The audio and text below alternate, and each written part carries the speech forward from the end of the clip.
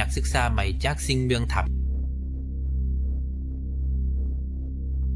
เรื่องวันที่15ยามาและ6สถานที่กำลังนั่งสนทนาเกี่ยวกับสึขานูนักศึกษาใหม่ที่เพิ่งย้ายเข้ามา6สถานที่บอกว่าดูลักษณะภายนอกแล้วสึขานูนาจะเข้ากับกลุ่มของพวกเขาใดสิบายามาก็เฮ็ดดีกับเอแต่เข้าคิดไปว่าสักนั้นก็ดูแปลกๆอยู่นิดนอและพอเข้าสนทนาบ่ทันทาดคำสักกันก็ได้เดินผ่านมาพอดสิบายามาจึงบ่เริ่มสึขานูมาสนทนาและแนะนำตัวที่บายามาได้ทำสึขานูเกี่ยวกับโรงเรียนใหม่ที่เขาพึ่งย้ายเข้ามาซิกโนเกิลกับบอกว่าเขานั้นสอบที่นี้ไล่และบ่เชื่อว่าสอบแต่โรงเรียนแต่เขานั้นสอบทางเมืองเรื่อยก็ว่าได้เพราะเขารู้สึกว่าที่นี้จะต้องมีเรื่องที่น่าทึกและน่าตื่นใจรอเข้าอยู่แน่ๆโดยโหสถานนี้ได้ยินแบบนั้นเอกก็บอกขึ้นว่าตั้งแต่อยู่ที่เมืองนี้มาตั้งนานเอกก็บ่อยากจะเห็นเรื่องที่น่าทึกหรือน่าตื่นใจอะไรและฟังซิบายามาก็เฮ็ดดีกับเพราะทางครูก็อยู่ที่เมืองนี้จนรู้สึกเบื่อกันแล้ว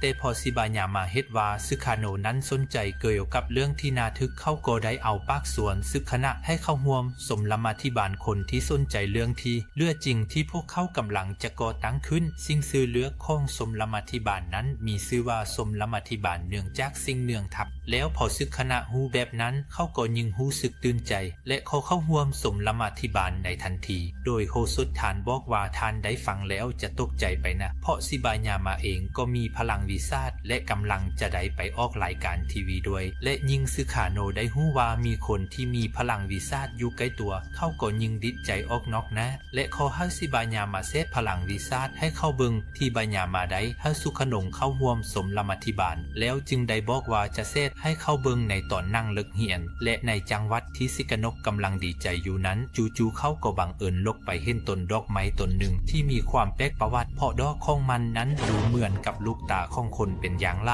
สิ่งนั้นในฟัง15ยามาและบุสุดทานที่อยู่โรงเรียนนี้มาตั้งนานก็เพ่งได้จกกับดอกไม้ที่แปลกๆพวกนั้นเมื่อสุขนงได้ลุกขึ้นกระดกโลดเต้นดีใจบอกว่ารู้สึกดีที่ได้จกกับเรื่องน่าสนุกแบบนี้ก่อนที่เขาจะเดินจากไปลึกเลือกเฮียนวันนั้นซิบายามาถึงได้แนะนำซื้อให้เพื่อนสมลมาธิบาลเนื่องจากสิ่งเมืองทับและบอกว่าเขาได้ลองทาต้นดอกไม้ประวัติออกดูแล้วและได้ฮู้ว่ามันคือลูกตาจริงๆในฟังคีตะเขาวัลเพื่อนอีกคนในสมลมาธิบาลที่มีพลังในการมองเห็นดวงวิญญาณก็ได้เพ่งมองไปยังดอกไม้ประวัติและบอกว่าเขาสัมผัสได้ถึงวิญญาณที่ยังบ่ไปสู่สุคิติเป็นวิญญาณนักรบที่สิงสู่อยู่ในดอกไม้ประวัตินั้นพอซิคาโนได้ฮู้ว่าคิตะกะวาก็มีพลังวิชาอีกคนเขาก็รู้สึกตื่นตาตื่นเพราะคิดว่าจะได้เห็นสิ่งที่น่าทึกและน่าเลือจริงอีกและแล้วการเซตพลังวิชาของซิบายามาก็ได้ต้นขึ้นเขาได้นำซ้อนขันหนึ่งออกมาเลือเพิ่งมองไปที่ซ้อนอยู่คู่หนึ่งในทันทีนั้นเองอยู่ดีๆซ้อนนั้นก็ได้หักออกจากกันอย่างง่ายดายและพอสึกาโนได้เห็นพลังวิชาของซิบายามาแล้วเขาก็บอกว่ามันสุดยอดไล่และอยากจะขอลองทำบางซิบายามาจึงได้แนะนำว่าให้เขาเพิ่งมองไปที่ซ้อนอย่างมีสมาธิและมองฮูบในหัวว่ามันเป็นซ้อนที่หักและเพิ่งคู่เดิมซึคาโนได้หักซ้อนนั้นได้อย่างที่ซิบายามาทำมันจึงทำให้ทุกใจว่าสักคันเองก็มีพลังวิชาเหมือนกันแต่ทว่าซินูก็ได้เสละบอกว่าเขานั้นบ่มีพลังวิชาอะไรก็ก่อนจะเพียกระบอกให้เบิ่งว่าถ้าหักไปที่ซ้อนไปมาเรื่อยๆหมดจนมันเกียบหักได้แล้วและสำเร็จแล้วก็ใช้ซ้อนที่เกียบจะหักมาขยบให้สั่นสะเทือนเล็กน้ำเคมีซ้อนก็จะหักออกจากกันเหมือนกับใช้พลังจิตเรืองและเหตุการณ์นั้นมันทำให้ทุกคนในสมลมาธิบาลต่างพากันสงสัยในตัวซิบายามากว่าพลังจิตที่เขามีจะเป็นแค่ไม้ยากระบดโบแต่ซิบายามาก็ได้ยืนว่าเขาต้องใช้พลังจิตและโบยากให้เพื่อนนั้นเข้าใจเขาผิดซิคาโนที่ได้ยินแบบนั้นก็บอกว่าบ่มีไผเข้าใจผิดลอกเพราะเขานั้นบ่มีพลังจิตเหมือนกับที่บายามาเขาก็ไล่บ่เอาคนแทน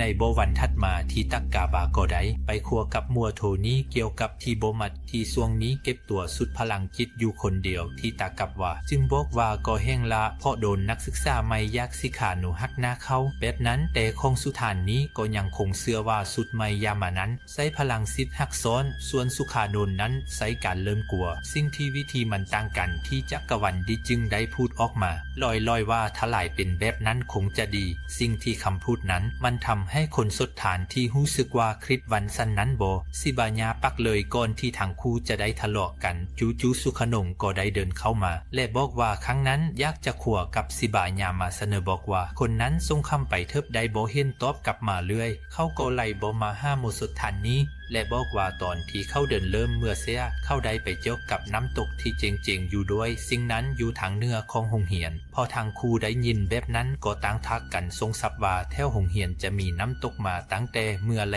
จะถึงแบบนั้นสุขนงก็ได้นัดถ้าทุกคนไปเบิ่งพอๆกันลักเลิกเหียนซึ่งพอเสื่อนทุกคนในซุ้มละมาธิบาลมารวมตัวกันแล้วซื่อข้องนกก็ได้เดินนำทางไปยังน้ำตกที่ว่าโดยในระหว่างทางสุธานนี้ก็ยังทรงซับเพาะตั้งแต่ที่เอยูหงเหียนนี้มาเอก็บ่เคยเห็นน้ำตกสักทีเลื่อยแต่สุคนนกก็ยังคงยืนยันว่าน้ำตกนั้นมีจริงและเป็นสิ่งที่น่าทึกหลายกว่าจะบอกให้ทุกคนเห็นเงียบและลองเงียบหูฟังเสียงน้ำตกให้ดีๆและทุกคนก็รู้สึกแปลกใจเพราะพวกเขาได้ยินเสียงน้ำตกที่สกานาบอกจริงๆ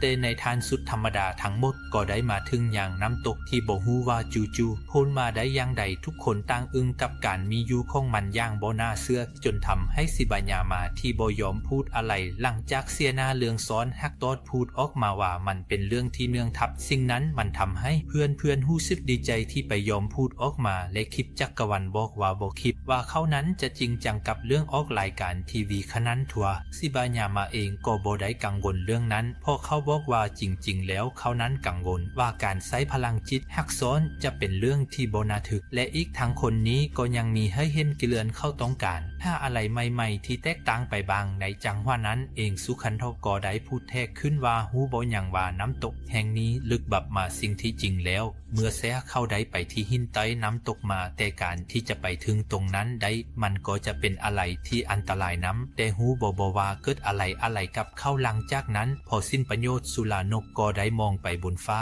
เรื่องได้ยินพลังออกจากฝ่ามือไปใส่นกตัวหนึ่งที่กำลังบินจนมาห่วมทึกลงมาตายอย่างนาเลือดจริงละลาวานั้นซื่อคนก็ได้บอกกับซีบว่าที่เข้าทำแบบนั้นได้ก็เป็นเพราะได้รับพลังจากน้ำตกแห่งนี้และบางที่ถ้าไปยืนใต้น้ำตกก็ไอด้วยพลังวิสาทนี้มาก็ได้สิ่งคำพูดลกนั้นมันทำให้สิบาญามารู้สึกถึงเมื่อมองไปยังน้ำตกนั้นโดยบ่ฮู้เรื่องว่าซื่อสนกำลังจ้องมองเข้าด้วยสายตาที่แอบแฝงอะไรบางอย่างอยู่แต่ในคาบเลินบรรทัดมาจู่ๆคุณครูก็ได้เข้ามาถามหาสิบามากลางสั้นเรียนพอข่าวนั้นได้หายตัวไปอย่างลึกลับมาร่วม2 วันแล้วและคุณครูก็ได้ข้อความร่วมมือให้ทุกคนช่วยตามหาคาอีกครั้งหลังเลิกเรียนวันนั้นเพื่อนทุกคนในสมรมธิบาลจึงได้มารวมตัวกันและปรึกษากันว่าที่บ่ายมานั้นให้ไปใส่อีกทางทักนี้ก็มีแต่เรื่องแปลกๆเกิดขึ้นรวมทั้งดอกไม้ที่งอกออกมาเป็นลูกตาบางเรื่องที่น้ำตกที่อยู่ดีๆก็ผลิตมาบางพอหมดสิ้นหนทางแล้วมุสธานีจึงได้ขอให้คิดต่างกาวลองใช้พลังมองเห็นวิญญาณช่วยตามหาสิบายามะแต่ข้าก็บอกว่าช่วงนี้ข้าก็รู้สึกบ่ค่อยดีอยู่ว่าข้าสัมผัสถึงพลังวิญญาณได้จากที่น้ำตกเดยคอนข้อมั่นใจว่าที่ใบไม้จะต้องอยู่ในน้ำตกแน่ๆพอฮู้ดังนั้นพวกเขาจึงได้ไปยังน้ำตกนั้นอีกครั้งแล้วพอพวกเข้าไปถึงมุสธานีจึงได้ถามให้มั่นใจอีกครั้งว่าที่ใบจะมานั้นอยู่ในน้ำตกนั้นจริงๆเลยบ่เพราะถ้าเป็นแบบนั้นเอ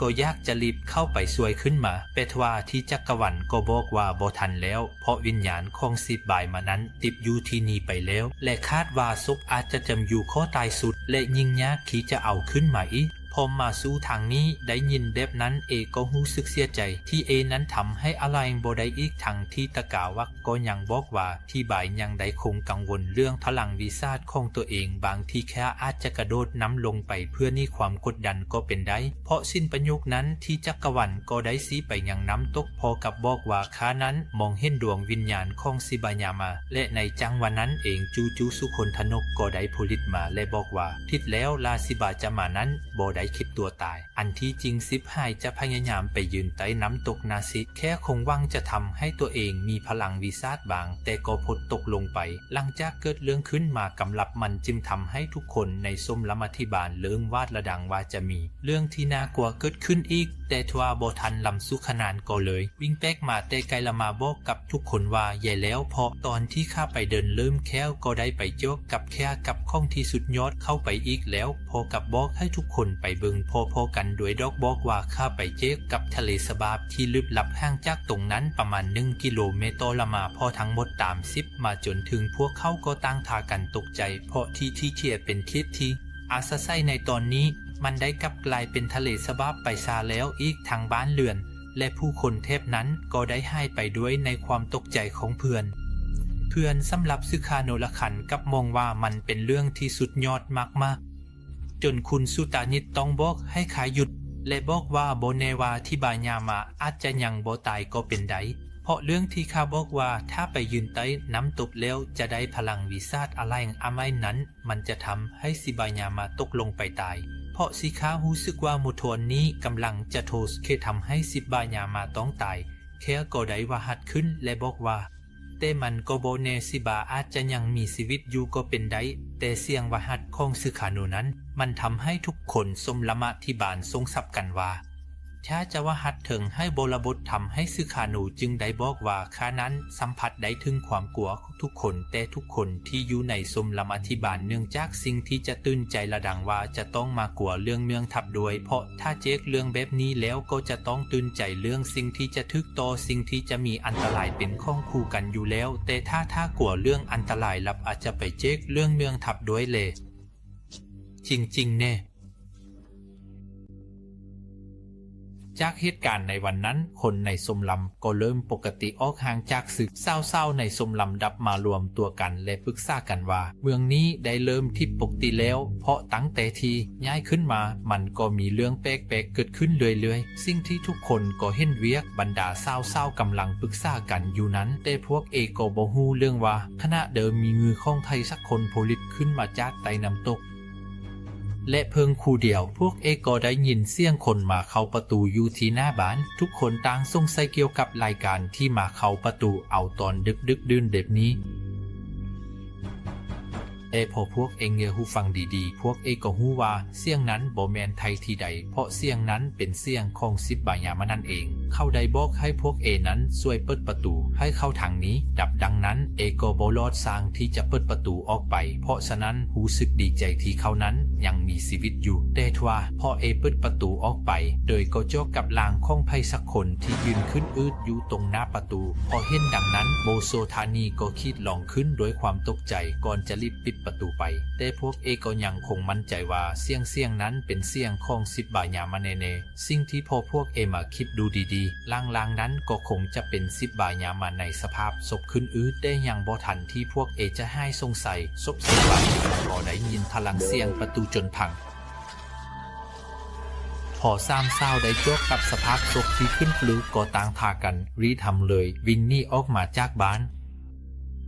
สิ่งที่พวกวิ่งออกมาโจกกับสภาพโศกีขึ้นปลือก็กับยิ่งทำให้พวกสงสัยว่าในตอนนี้พวกนั้นอยู่ที่ใดกันแน่เพราะเบื้องหน้าของพวกนั้นมีมกบายหูปั้นหินที่มีหูพางคลำมนุษย์มาตั้งงานอยู่ในข้างๆกันนั้นพวกก็ได้โจกข้อคิดจากละวันที่บอกว่าจู่หูปั้นหินพวกนั้นก็มาโพลิตอยู่แทนบ้านของเขาได้บ่เพียงคู่เดียวซึกนะก็ได้โพลิตออกมาอีกคนพอกับบอกว่าทุกคนสมกับเป็นสมาชิกสมลำเนื้อธรรมชาติทราบจริงๆและบอกให้ทุกคนหันไปมองหุบปั้นหินโบราณนั้นสาวๆที่เห็นแบบนั้นก็ได้บอกกับสีจักกวาวาระดับทั้งหมดนั้นมันเกิดขึ้นเพราะซึกนะเป็นคนทำเพราะซึกนะทำให้เมืองนี้กลายเป็นโลกที่แปลกประหลาดไปแต่สุกนะก็ได้บอกว่าเขานั้นลือทำเรื่องพวกนี้เขาก็เป็นคนที่ค้นหาเรื่องที่น่าอัศจรรย์เท่นแล้วและทำให้เป็นสิ่งที่สำหรับสิ่งนั้นในระหว่างบทสนทนานั้นศพของซือบายามาก็ได้เดินตามมาจนจบพวก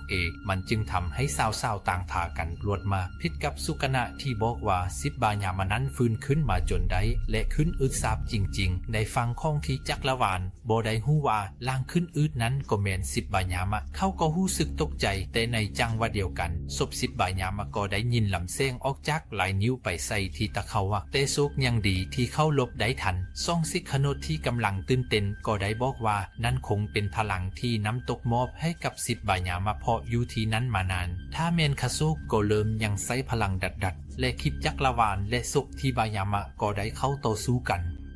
ในตอนนี้สีหน้าของคิตากาวะก็ได้เปลี่ยนไปเอาทางก็ยังหัวเล้าขึ้นเมืองกับคนเสียสติและบอกว่าคราวนี้และจะคิดให้ตายจริงๆก่อนจะรวบรวมพลังทั้งหมดยิงไปที่ศพของทีบายามาศพทีบายามาที่โดนพลังเคสเต็มๆจนทำให้สิ้นส่วนของร่างกายทั้งหมดเลยและได้กระจายไปทั่วบิวเรียนฟังสุกนาก็ยังคงตื่นตาตื่นใจเมืองกับว่าเข้ากำลังเสยมวยคู่เอกอยู่พอกับเปิดเผยความจริงที่ว่าเขานั้นฮู้ว่าชิตกะวาเข้าไปยืนหับพลังจากไตน้ำตกนั้นมาแล้วเขาก็เห็นมืนทุกอย่างตั้งแต่ต้นโดยในการผลิตที่ซิมายามาตั้งใจจะไปยืนไตน้ำตกแต่ก็กับทุกคิตกะวาพลักให้ตกลงไปได้ยืนในน้ำตกนั้นแทนเพราะทุกคนฮู้ดังนั้นชิตกะวาเข้าได้หัวเล้าขึ้นและบอกว่าฮู้กันแล้วลือแต่ที่เขาบอกว่าเขาเริ่มสามารถเห็นวิญญาณนั้นก็เป็นแต่เรื่องล้อแต่ครั้งนี้พลังนั้นเป็นของจริงอีกทั้งยังบอกว่าเขาสักจะซอบโลกแปลกๆที่ซิกาโน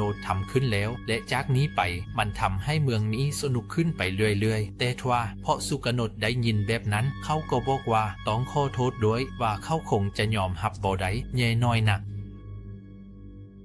แล้วพับก็จัดไปยังวัดถัดมาซึ่งในตอนนี้นักก็ได้ย้ายหงเฮียนไปแล้วและทั้งหมดเมืองก็กลับมาเป็นปกติเหมือนเดิมแต่ทว่าซิบายามาโกโบกลับมาอีกโพกับที่จักรวาลที่ให้ตัวไปเหมือนกันโดยมีข่าวเลือว่าที่จักรวาลได้ออกตามฮาซิคาโนอยู่แต่พวกเขาก็ยังคงสงสัยในตัวสุคาโนว่าเขาจะได้ไปเจออาราบัตที่แปลกๆในที่เขาย้ายไปอีกโบ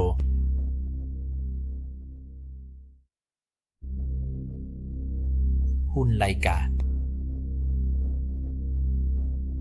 เปิดเรื่องด้วยพิธีซุกของหญิงสาวคนหนึ่งที่มีชื่อว่ายูกิโดยในพิธีนั้นนูมาตะพ่อของเอก็ยังคงทำใจบ่ได้ที่ลูกสาวได้ด่วนจากไปไว้แบบนี้ซึ่งคืนญาติก็ได้บอกกับเขาว่าควรเริ่มฟังศพยูกิไปถึงบ่ถ้าหากศักษาจะบ่ทันเวลายูกิจะบ่ได้ไปสหรัฐพบผู้เป็นพอได้กินแบบนั้นมันก็ยิงตอกยอให้เขานั้นต้องเสียใจและเล็ดปากของซื่อยูกิขึ้น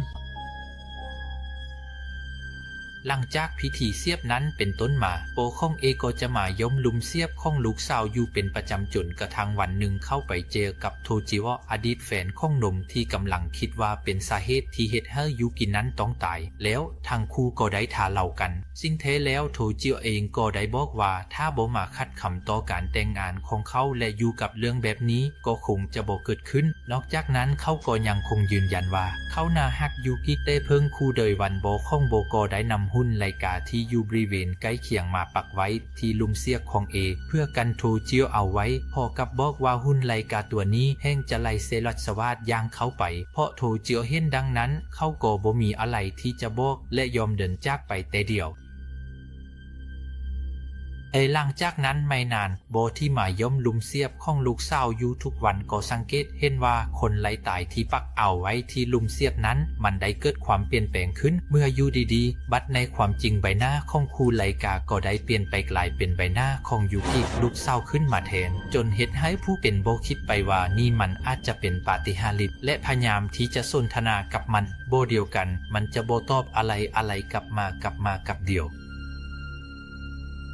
จนนานวันเขาผู้คนที่มาที่ซูซานก็ได้เห็นความเปลี่ยนแปลงของหุ้นไลกาที่มีใบหน้าเหมือนกับยูกิมะสิ่งที่ผู้เป็นโบก็ได้บอกกับทุกคนว่าในตอนนี้ดวงวิญญาณของลูกสาวของเขานั้นคงจะสิงสู่อยู่ในหุ้นไลกาตัวนั้นไปแล้วและลูกของเขาก็ได้มีชีวิตอีกครั้งแล้วแต่โบสามารถสนทนาได้เท่นนั้นเองและอีกอย่างเขาเขียพยายามนำหุ้นไลกาตัวนั้นกลับโบมาแล้วแต่มันกลับเฮ็ดให้หุ้นไลกานั้นกลับไปเป็นแบบเดิมเพราะเป็นแบบนั้นเขาจึงทำได้เพิ่งนำสุดที่ลูกสาวซอสแทนิดมาแต่งให้เพิ่งไม่นานเรื่องเหล่าของโบลูกนั้นก็จะแพร่สะพัดออกไปจนเหตุให้ผู้คนในโบระบบและคนต่างถิ่นทากันมาฟังเสียบที่สุสานแห่งนั้นเป็นจำนวนหลายอีกทางก็ยังทำตามด้วยปักหุ้นไลกาไปยังลุงเสียบแต่มันก็เป็นเรื่องที่น่าประหลาดยิ่งนักเมื่อหุ้นไลกาทุกตัวได้เปลี่ยนสภาพกลายเป็นคนที่ทึกฟังสิ่งนั้นก็แมนคนผู้เป็นที่ฮักที่ได้หลงลับไปแล้วเห็นแล้วว่าพวกเขาได้กลับมามีชีวิตอีกครั้งในสุสานแห่งนี้จนกระทั่งมียูคอ ครอบของหนึ่งที่เพิ่งสูญเสียลูกชายอันเป็นที่หักไปดับเป็นว่าความเห็นของสามีพลบัตคู่นี้กับโบตรงกลางเพราะฝั่งสามีมองว่าการนำหุ้นรายการมาปักไว้แบบนี้เป็นเรื่องทิ้งง่ายเลือจะเฮ็ดให้วิญญาณบ่ได้ไปพุดไปเกิดได้ฟังพลบัตที่ยังคงเสียใจกับการจากไปของลูกชายจึงพยายามที่จะทำทุกวิธีทางที่จะได้เห็นหน้าของลูกชายอีกครั้งเพราะว่าด้วยวิธีใดก็ตามมันจะเฮ็ดให้ทั้งคู่ทาเหล่ากันสุดสารและยืนหยุดหุ้นรายการแบบนั้นอยู่คู่หนึ่งจนสุดทำสามีเข้าได้ยอมให้พลบัตปักหุ้นรายการไว้ที่ลุมเสียบของลูกชายพอเขารู้สึกสงสารเองวันนั้นตัวจิวก็ได้นำซอสดอกไม้มาให้ยูกิที่ลุมศพและเขาก็ได้เพื่อฟันไปว่าเขาได้เจอกับยูกิอีกครั้งสิ่งนั้นในฟันเขาได้ถามว่านั้นยังมีชีวิตอยู่จริงโบอีกทางเขาก็ได้ขอแต่งงานโดยโบสนว่าโบของนั้นจะคิดอย่างใดเพราะยูกิได้ยินแบบนั้นก็ได้ขอคำยืนยันอีกครั้งแล้วทั่วในจังวันนั้นยูกิก็ได้สิมีไปอย่างบางอย่างได้พูดขึ้นว่าถ้าจะเป็นแบบนั้นหรือสิ่งที่โบที่โทจิมมองตามไปเขาก็ได้เจอกับหุ้นรายการที่ปักอยู่หน้าลุมเสียบของจะเฮ็ดให้เขานั้นตกใจและสะดุ้งตื่นขึ้นขณะนั้นเพราะว่าตัวเองนั้นอยู่ที่สุสานยังบ่ฮู้ตัวเร็วว่าได้มานอนอยู่ที่นั่นตั้งแต่เมื่อใดเพิ่งเข้ามองออกไปรอบๆเขาก็ได้เจอกับหุ้นรายการของสาวบนเต็มไปหมดสิ่งนั้นเป็นภาพที่น่าสวนคนหัวลุกมากแต่สิ่งที่น่ากลัวไปกว่านั้นก็แม่นหุ้นรายการของยูกิที่อยู่เบื้องหน้าที่กำลังจ้องมองไปยังเขาบวกกับความบังเวงที่มีหุ้นรายการอยู่เติมสุสานจนทำให้เขานั้นรู้สึกกลัวแทบสิติลุดเด็ดได้วิ่งเล็กแต่ทว่าเมื่อเขานั้นหยุดวิ่งเขากับพบว่าตัวเองนั้นยืนอยู่ที่จุดเดิมเพิ่มเติมเป็นในตอนนี้สายตาของเขามองและยูกิที่มองเขามันสร้างเป็นสายตาที่ดูเย็นชาและเศร้าโศกยาพับแต่ตัดกลับมาอย่างส่งสามีพลบัตที่ได้นำศพลูกชายมาฟังและตัดสินใจปักหุ้นรายการเอาไว้แต่ทัวในวันนี้ทันทีที่ทั้งคู่กลับมาเยิ้มลุมเสียบของลูกชายทั้งคู่ก็ต้องรู้สึกเป็นและประหลาดเมื่อหุ้นรายการของลูกชายนั้นมีใบหน้าที่บึ้งตึงและเหมือนหั่นแต่มองอย่างผู้เป็นบ่สิ่งที่เขาเห็นแบบนั้นเขาก็ได้โตว่าบ่ควรนำหุ้นรายการมาปักไว้ตั้งแต่แรกแล้วเขาก็ยังเข้าไปใช้มือบีบคอหุ้นและจะทำให้หุ้นรายการนั้นทิ้งไปพลบัตที่เห็นแบบนั้นจึงได้เข้าไปใช้มือบีบคอหุ้นและจะทำให้หุ้นรายการนั้นทิ้งไปพลบัตที่เห็นแบบนั้นจึงได้เข้าไปใช้มือบีบคอหุ้นและจะทำให้หุ้นรายการนั้นทิ้งไปพลบัตที่เห็นแบบนั้นจึงได้เข้าไปใช้มือบีบคอหุ้นและจะทำให้หุ้นรายการนั้นทิ้งไปพลบัตที่เห็นแบบนั้นจึงได้เข้าไปใส่มือบีบคอหุ้นและจะทำให้หุ้นรายการนั้นทิ้งไปคนที่อยู่ยากจะเจอกับคนที่ตายผู้เป็นที่หักและอยู่ด้วยกันตลอดไปพอเขาคิดได้ดังนั้นเขาจึงได้วางหุ้นรายการยูกิเอาไว้กับศพของโทจิโอตามเดิมและหวังว่าลูกสาวของเขาจะมีความสุขที่ได้อยู่กับคนที่หักตลอดไป